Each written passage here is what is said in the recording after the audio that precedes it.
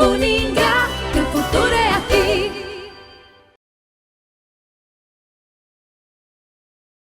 Olá, caros acadêmicos, nós vamos dar continuidade aqui na nossa unidade 2 e nós vamos estar trabalhando agora a relação da nossa ciência contábil com a sociedade.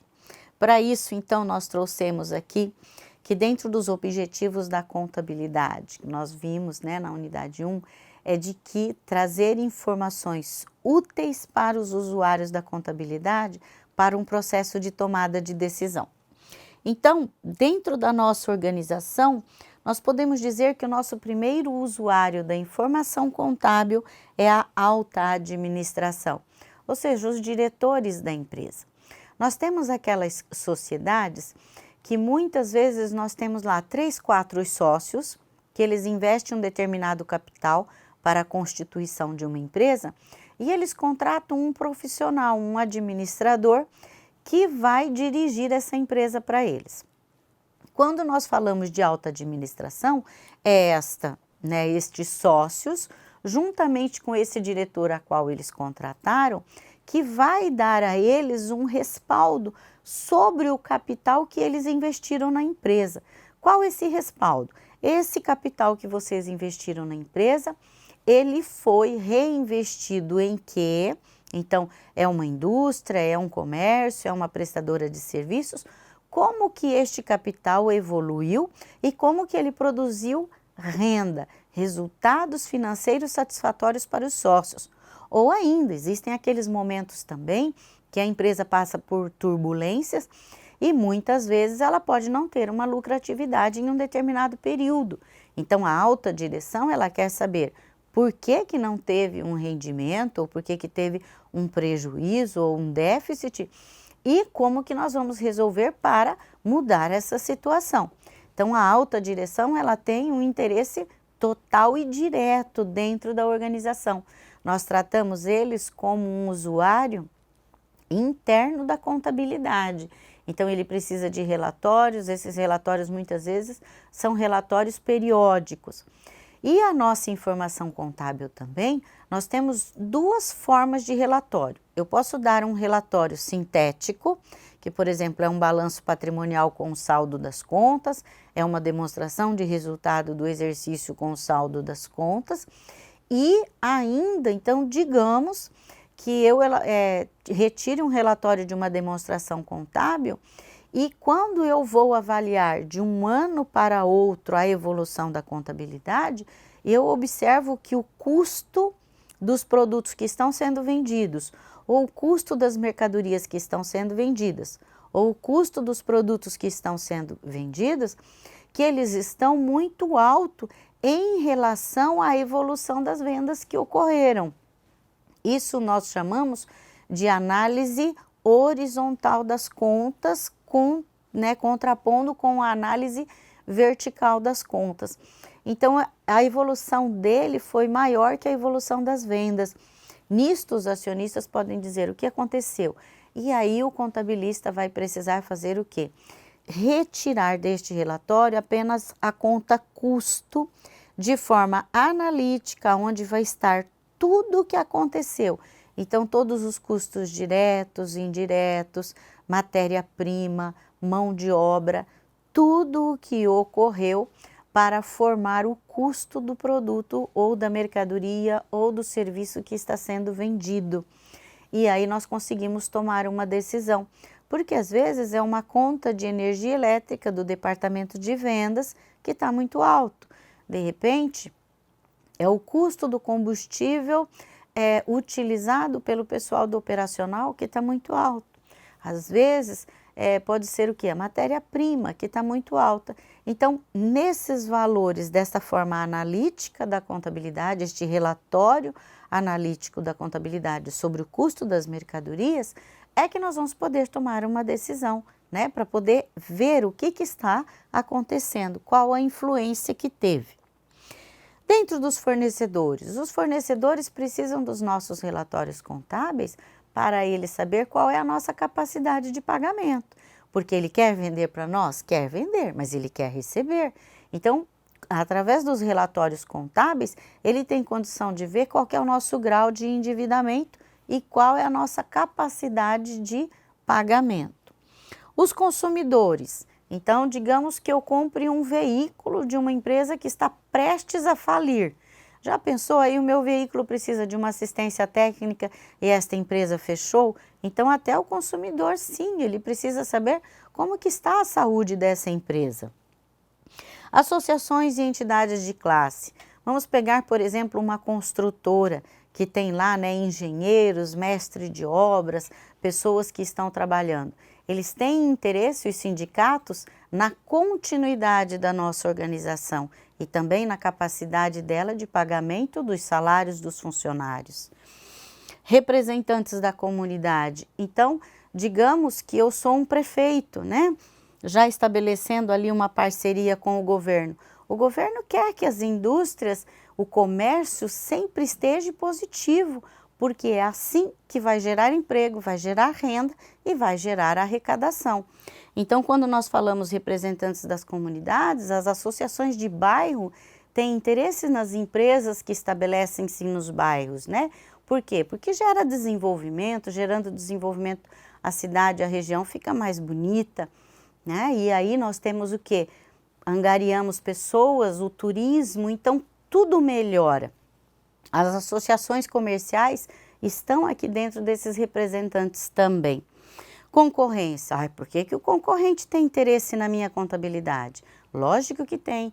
Por quê? Quanto mais capacidade de pagamento ou quanto mais disponibilidade de recursos a sua empresa tiver, mais prazo você pode oferecer ao seu cliente, mais desconto você pode oferecer ao seu cliente, mais brindes você pode dar a seu cliente.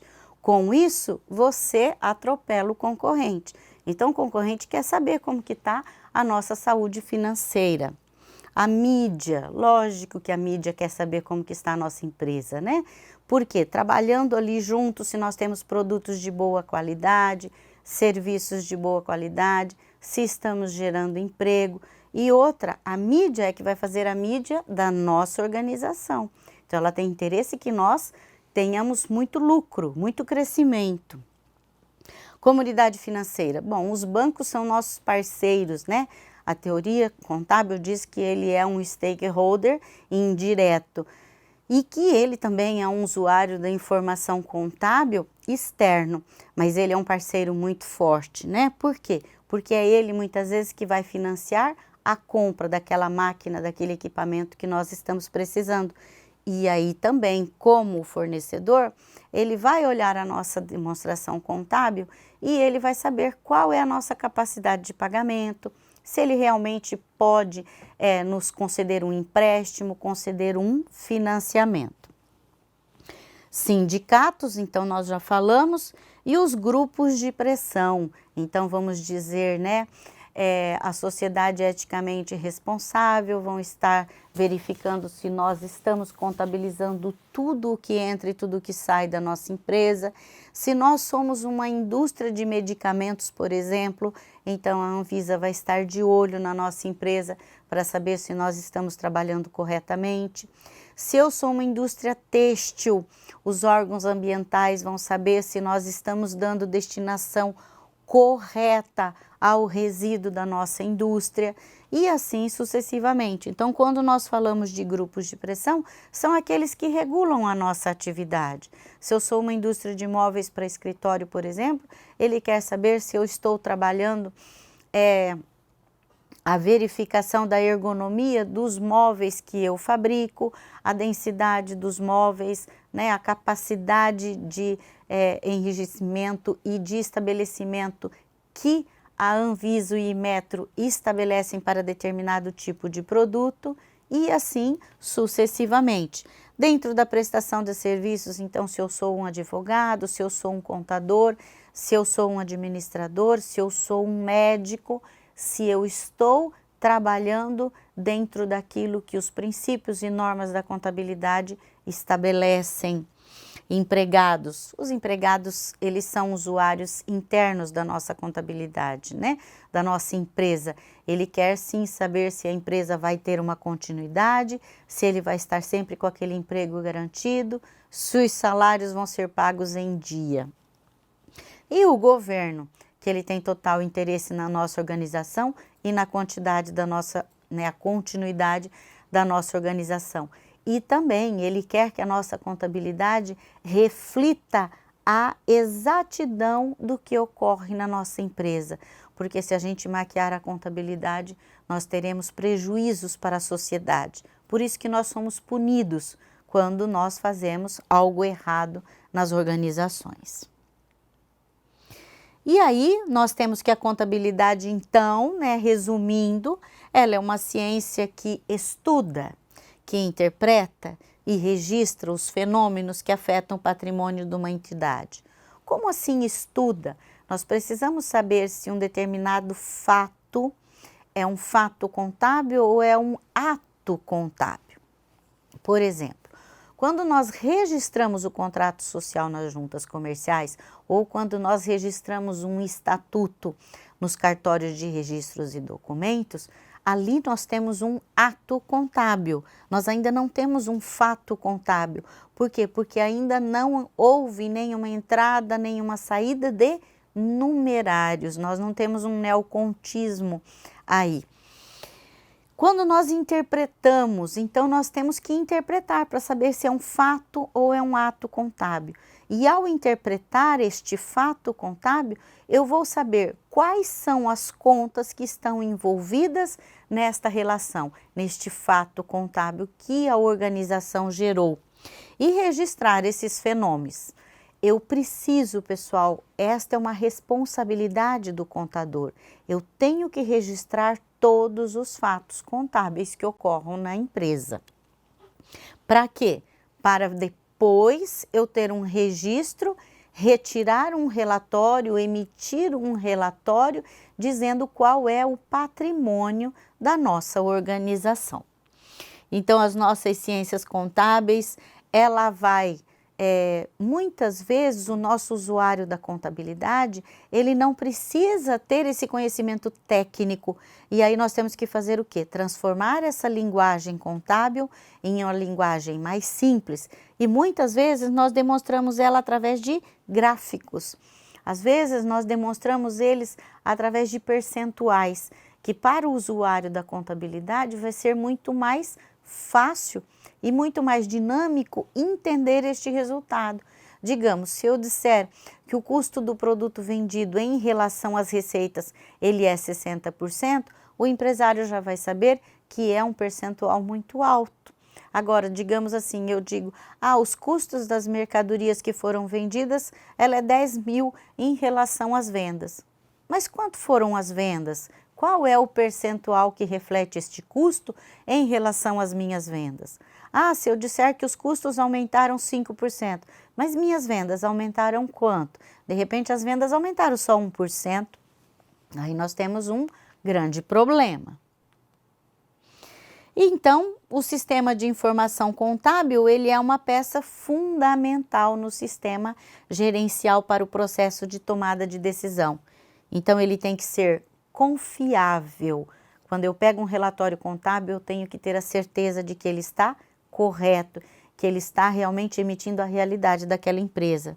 Tem que ser ágil. Quando eu peço um relatório contábil para hoje, é hoje. Amanhã não adianta mais.